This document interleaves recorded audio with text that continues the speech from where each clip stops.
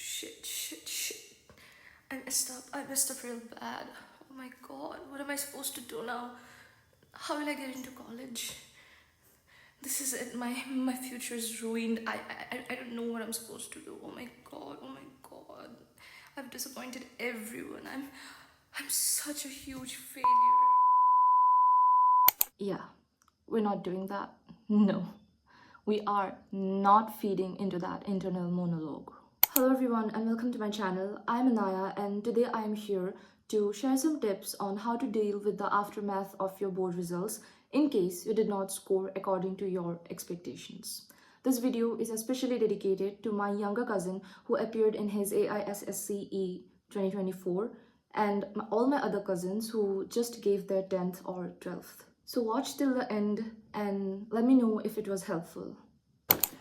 Alright, I am currently holding my 10th and 12th mark sheets. My 10th has an accumulated percentage of 89.4, which was below my potential or my expectations, and my 12th, which has an accumulated percentage of 97.2, and yes, I did top my school in 2020. Now, did that make any difference? For the first case, the 10th boards one, I was a bit sad, yes. But then I got really happy within a day or two because I know that I gave my best and I honestly had my reasons for messing it up and moment after performing well for half the academic year. I was in a very toxic relationship and I experienced a traumatic event. So I had to just switch my trauma off and get back to do the final prep after failing my mocks. And as for the latter case, I suddenly became the center of attention, positive attention, if I may add, from my friends, family, juniors, seniors, relatives. And this is honestly how my reaction went. I was shocked, then disbelief, happy, and finally numb. I just didn't know how to feel after that. And then I got into Delhi University and started college online. I somehow pulled through all the semesters with an aggregate of 80% in psychology honors. And I honestly have no idea how I did that because I literally did not study because I was either with my friends or just in my hostel. I was barely present in any of my classes. As the semesters went on, my attendance kept going down, down, down, and down. So what I'm trying to say here is that when I got my results, I was like, this is it, ho gaya, this is just nice, and I'll just keep going forward with this. And then an entire 180-degree happened. I was suddenly like, okay, this may not be what I really want, and I might want something else. So that's why I'm here in this gap year now, to just sort my mind out completely and just think, really think and feel what I want to feel and not something that others would want me to feel. I remember coming across this reel or short recently where the person addressing the audience was describing how he deals with any sort of result of his child. So what he does is he looks at them and then he asks them, how do you feel about it? Instead of telling them, oh, hey, I'm proud of you, or, oh, you could have done so much better maybe, or better luck next time, he asks them, what do you feel about it? And when the child responds, oh, I think I did good, I am happy, then the father goes saying, okay, I'm really proud of you. And if not, then the father encourages him to do better next time. And this entire procedure is very significant because not only it allows the child to introspect and dive deeper into his perception of his own results, but at the same time, it engenders a very secured sense of self and the notion that his opinions and his feelings matter the most. That in the end, he is what he believes he is and not what other people believe that he is. So I'm going to do the same with you right now. And let's start by giving you examples.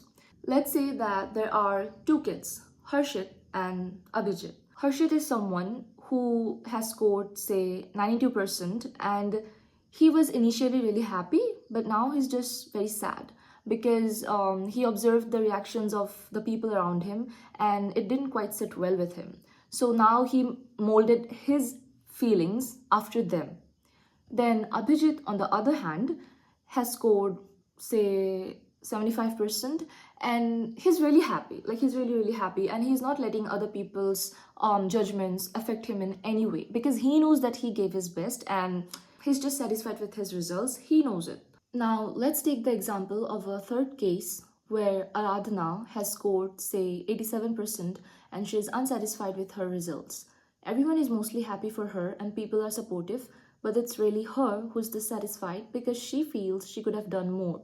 She feels like she didn't give her best and is now tormenting herself over it. Now, if your case is like Aradhana, according to today's video, then I would like you to trace back all your actions from the past year up until the exams and list down all the reasons that you feel are why you could not perform better or do well in your exams. And now, divide these reasons into two columns: valid and need to take action on next time. Things like medical emergency, surprise pattern change questions, or traumatic events, they may be classified under the valid column. And then things like, oh, I solved too many question papers initially, then I thought I would perform well, so I stopped solving. Or things like, I watched series up until like a day before exam or two, etc., can be classified as need to take action on. And there can also be a morally or like just a gray zone for reasons where I think the situation of romantic relationships may fall. Like, this is, I just know that this is something that so many kids go through because I've also been through that once.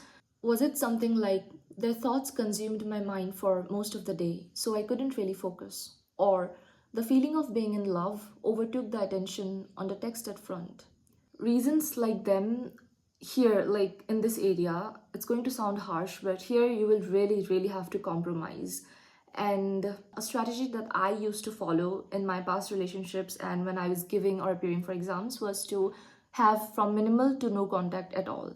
Because when I would be no contact, then there would be no triggers or very less cues to trigger the love emotions in my mind or remind me about them. So then my attention would just be focused on my study material and not on their thoughts. And I can also, like I said, I think in this video in the beginning, that I can sometimes just switch off my emotions or thoughts if I really need to focus on something.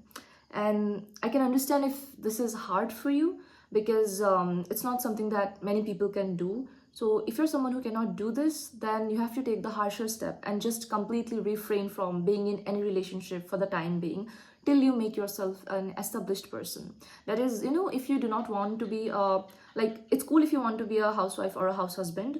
In case you do not want to and want to have a career, then this is the age where it's not even about choosing between love and career. It has to be career. Like, love, I will not say it will just come and go. It's like, it would sound too easy. But what I would say is, if they're really meant for you, then I think you guys can wait for a while, and just work on yourself.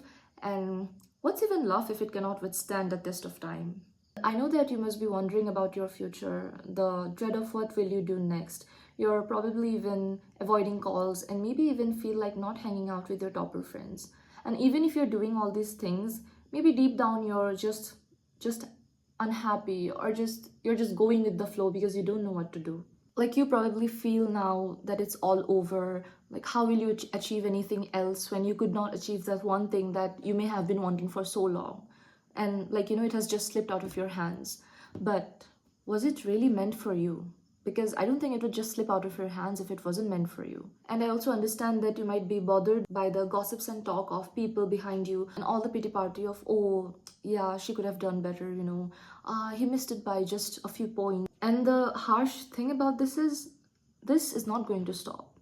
Even like when you attend maybe a wedding some 10 years into the future, people are going to talk. It might just pop up in random conversations like, oh, do you remember so and so, they did not perform well in so and so exam, etc., etc. Because it's just the job of people to talk. Like, it's the job of, it's literally a habit of people to keep on gossiping. And honestly, those are the kind of people who do not really have anything to do in their life, so they just channel all their energy into baseless gossips. So what you can do is be like have a strong mind, or train your mind to be strong, like the first case example I gave you, Harshit. and not let this affect you. Because let's be honest, this is what, you know, that famous quote goes, like a single sheet of paper cannot um doesn't have the power to decide my future or something. Like, it's true. I would say it's 80% true. The 20% is false, because I will not lie, a good mark sheet will obviously help you get into good colleges, and get you, like, you know, they might even come in handy later in life to showcase in your resume. But the rest 80% is completely false. Look at the celebrities. How many of them, tell me, how many of them have completed their education? Like, how many of them have a certified degree? Or how many of them have even passed high school? Because you might be into K pop, like I also am, and it's just popular these days. So, most of the idols, they haven't even completed, like, they never even complete their high school. They just channel whatever they have to their area of excellence. And sometimes many kids, you know, or like idols, yes, they did want to pursue an education, but they just ended up where they are, and just they're happy now. What I'm trying to say is that just because you did bad in one exam does not mean all other opportunities or all other areas are just suddenly closed. Like, right now you might be feeling very worthless, but as this phase will get over, then your eyes will open to all the opportunities, and then you can start prepping up, you know, for your next moves. Because goals can also keep changing. Just because you did not, like, you know, get into this one college, and isn't like CUET going on for the undergrad, I mean the 12th kids. Yeah, best of luck for that though. But even in the CUET, if you do not perform well, just know that you also can always take a gap year. And if this is what you really want, then you can try for the, like, luckily these days CUET is what gets you into colleges, and not exactly the 12th results. And then next year you'll get, just I told you, right, list down all the reasons, the valid and the need to take action on, then work on them, you know, work on them, and do not lose that motivation and hope. And if you think that, okay, I'm not happy, but, you know, maybe let me try some other fields, do so. These are your years of, you know, trying out different things, experiencing and experimenting with different things, and learning. Like, you may even, like, you may not realize now, but when the ideas or when the options hit you at random, like maybe on a random Tuesday midnight, and when you realize that, okay, you really might have the potential to excel in that particular field, go for it. Every soul, I wholeheartedly believe that every soul in this universe has a purpose, and they just really have to work and experiment with different things before they finally end up getting to their purpose. A 90 will only get you so far in life. Like, who even decides that good academical performance is a prerequisite for success in life? Like, what is your definition of success? Does it mean marks?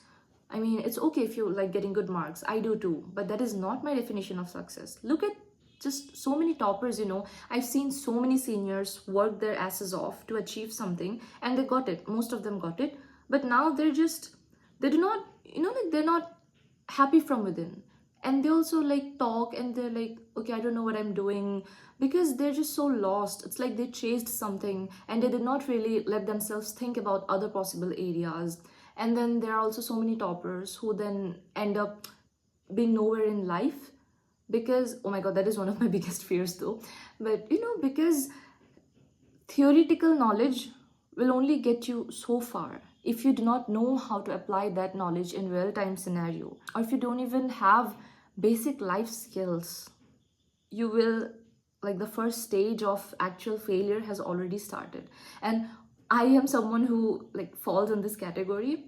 Up until a few years ago, I never quite fully was able to grasp the importance of the quote of a jack of all trades but master of none. But still better than being, or but often better than being a master of one. What this really means, as I see it, is, like I said, you know, if you just kept on excelling in one field, I mean, your traditional studies, and which many Indian kids do, I know, because our parents want us to do that, the first thing. And then when they step out of their house, let's say when they go and settle in a hostel, we don't know how to wash our clothes, we don't know how to cook. Look at me, for example. I'm 22 and I do not have the idea how to cook properly. I can barely cook. I don't know how to assemble furniture. I don't know how to fix the easy mechanical bugs or any technical issues. Like, I'm so dependent on the services and people around me because that's how I've been brought up my entire life. And I've realized that it is high time now that I start learning these basic life skills at least before like I'll never be able to survive an apocalypse like this. This is just one exam out of the hundreds or even thousands that you'll be giving. And no, I'm not talking about theory, but exams of life, of being a decent human being first, of being in the pursuit of becoming a better version of yourself every single day. Like, you're barely 16 or 17, 18 maybe now, and life will be full of different successes and failures. Some successes you'll even realize that you probably never even needed, and then there'll be failures that you will thank for later. So just do not let this one thing get to you so much that you start, almost maybe hating yourself, or you start feeling incompetent or worthless. Do not let the emotions build up. Like, feel everything you have to feel, process your emotions properly, and just channel them all, like all the negative emotions, channel them out completely from your body, in order to completely heal, and just accept that whatever happened. Now what we can do is just focus on the future actions. And in the back of your mind, always remember this, that failing as a student does not equal to failing as a lifelong learner. Students, there are many. Scholars, there are few. But being a lifelong learner will always bring something new. Lastly, just remember to keep a distance from those people during this process of healing, as anything they say may trigger you, and you may get drawn back into that pit hole. So just keep your distance, even try communicating with them, and if they still do not understand, then you just cut them off once you grow out of this phase. And even right now, just for your own mental health, maintain a distance from such people. Take care of yourself, eat well, sleep well, and hit the gym. If you don't do any physical activity, then start engaging in physical activity. It really helps, and it gets the blood running, and you can just focus better, and you'll start noticing the changes yourself. Remember, this is a very delicate phase. I know, the days right after the declaration of some results, this entire phase can be very vulnerable. Just again, let me remind you, these are the things. Do not try, just try not to be affected by other people's opinions. And you might already be searching for advice from so many different people, probably the reason why you're here watching this video right now. And you might also think that since something is already you performed not accordingly, so you might think that your next choices might also be wrong, but that is not true. This is just one exam, and this is just one phase. As soon as you feel like you're sound enough, make the choices yourself, make everything yourself, and everything will fall back into place. Don't worry, everything will just come naturally to you. You will thank yourself one day for not getting yourself drowned into this entire shithole, I'll say, because it can really affect people in a very bad way. So yeah, best of luck. Yeah, that's all. Take care of yourself. And if you feel like any of your close friends or cousins or anyone who have just appeared in an exam and might be going through some tough time, try to be there for them. Be there for yourself first, and then try to be there for them. Provide them with the emotional support they may need, and just lean on each other. Take care of yourself. So yeah, that's it for today's video. Thank you so much for watching. If you found this video helpful, then please like, comment, and subscribe. And I'll see you in my next video. Bye.